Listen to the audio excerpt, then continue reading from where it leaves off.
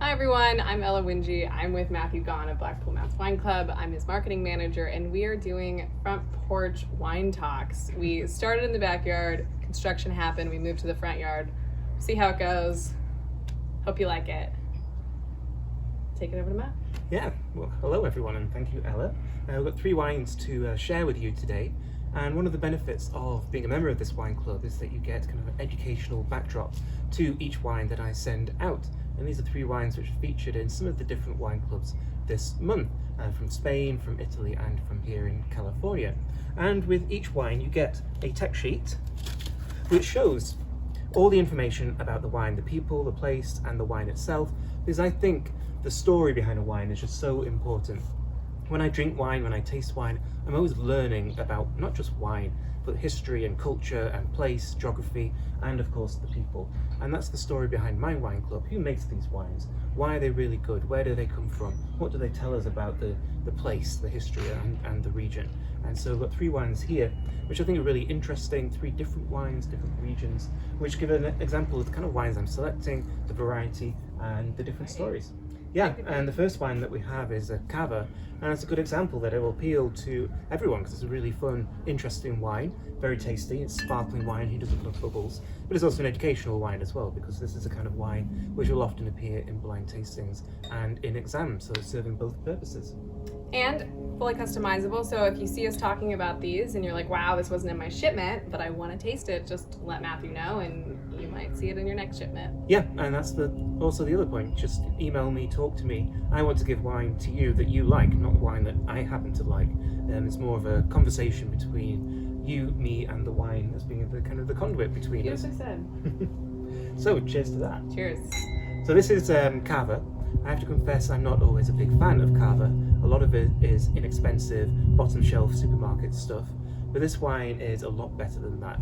It is by a small family producer that goes back centuries, and it's aged for 2 years rather than the kind of standard 9 months that Cava is usually aged for. So it's got a lot more complexity and depth and flavour to it.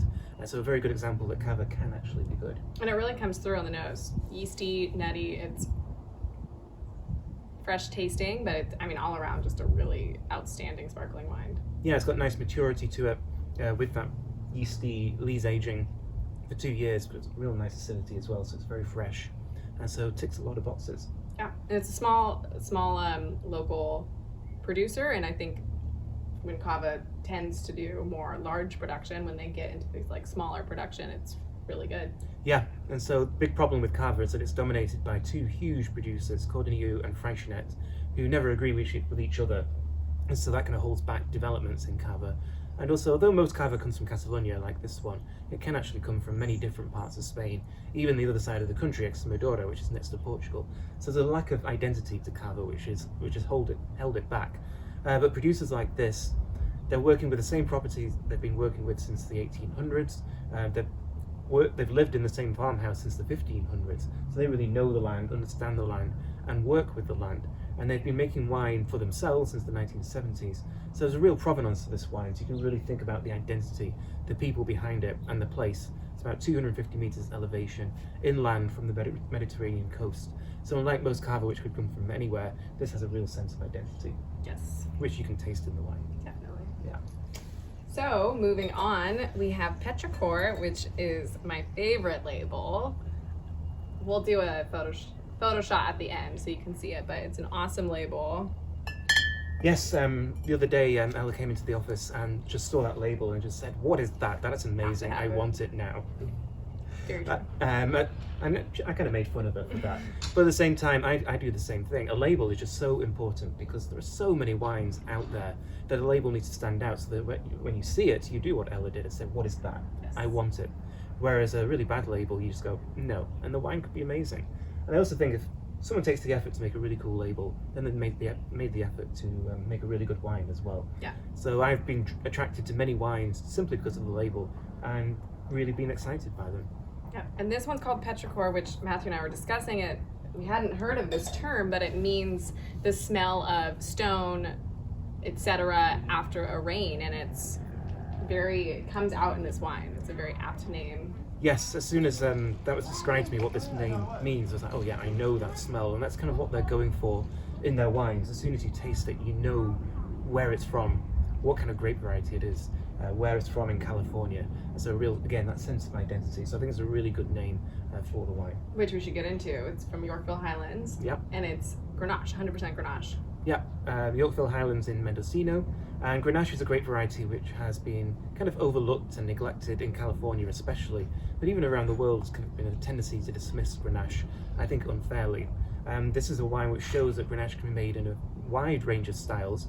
This is a much younger version, 2019, and the colour is quite pale, and it's all about the fruits and the freshness and the immediacy of the wine. Rather than just aging this wine for years and years, you can drink it now. Yep, it's perfect for these summer months, which definitely being in this wine club, I have realized that I love light-bodied, slightly chilled red wine for summer. I think it's perfect, and you don't have to just drink white wine over the summertime in the hot months, especially in California where it extends forever.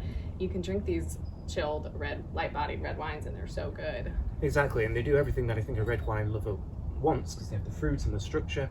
But you drink them slightly chilled, drink them in the summer. But I think this will do really well at Thanksgiving as well.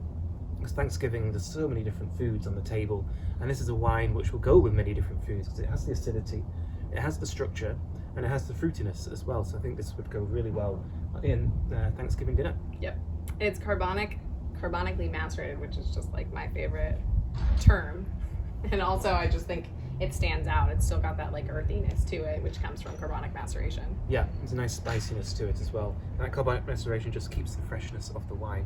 So think of a really, really, really good Beaujolais. Yes. Yeah. So then we move into Manencourt from Alto Adige in Italy. Yes, so going a bit more obscure, Alto Adige is northern Italy, really beautiful area. It's mountainous, very high altitude, up to 1100 meters plantings, quite spectacular, going into the Austrian border. And it does have a lot in common with Austria, and German is spoken there. So although the region is called Alto Adige, it's also called Südtirol, so South Tyrol, connected to Austria. And the grape variety is Schiava, which is also called Grenache in Alto Adige. And in Germany, it's called Trollinger. So nothing confusing about this grape variety whatsoever. This is why we give you tech sheets. Exactly, yeah. So I want to explain exactly what you're drinking, because the label doesn't really tell you much about the wine. This label isn't as cool as the Petrichor. And so if you've got my tech sheet, as you're drinking the wine, you learn a lot more about it and realize just why it's so delicious. And this producer is pretty cool. I know Matthew was telling me about it. It's from a count, and it's been around for ages. Yeah, 400 years. And so, yeah, lots of history again. And but they're very contemporary. It's not just a traditional old-fashioned producer.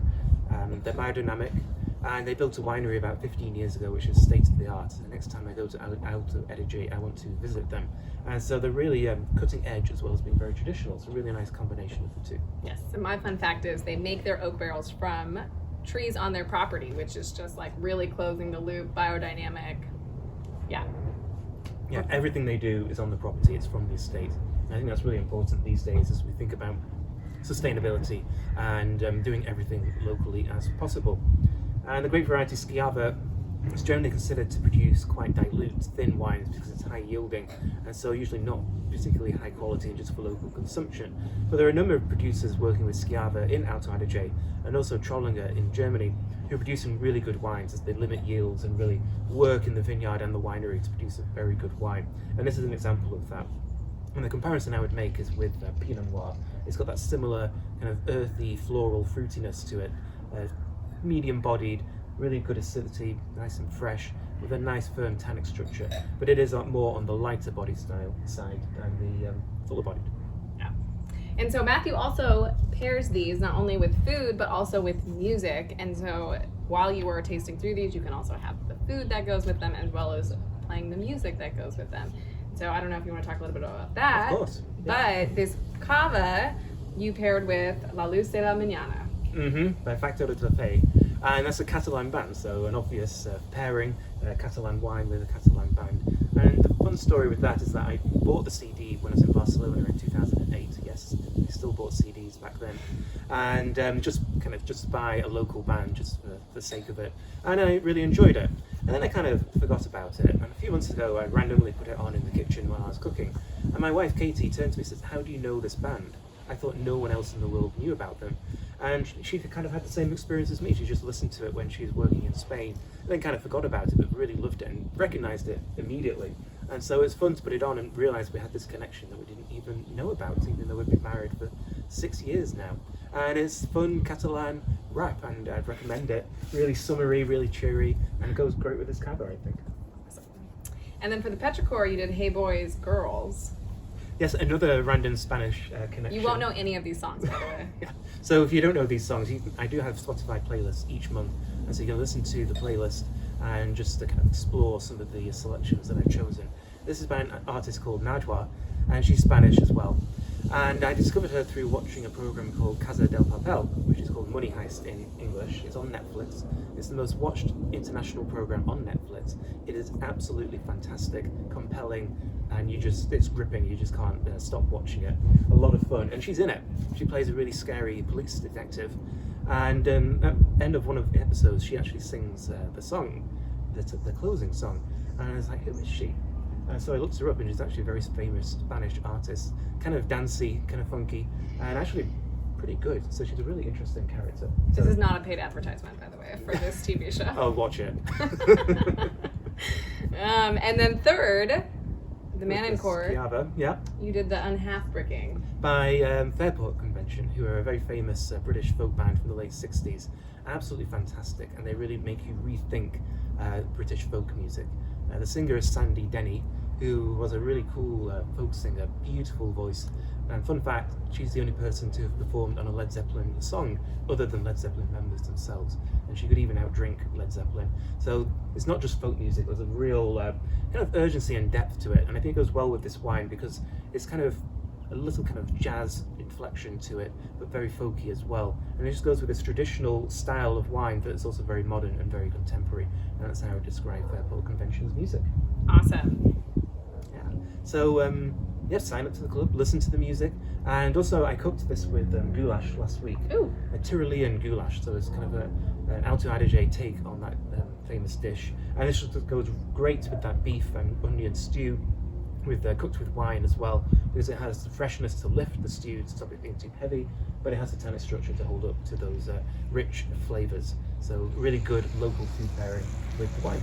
Yeah, I actually just made a dish last week with a rosé from one of the wine clubs, and it was fantastic. And I think that's also kind of what's so cool about this wine club is you get to learn about it. You got to cook the food. You got to listen to the music. You're like diving into the wines. It's not just mindless drinking. It's learning. It's mindful drinking. It's mindful drinking.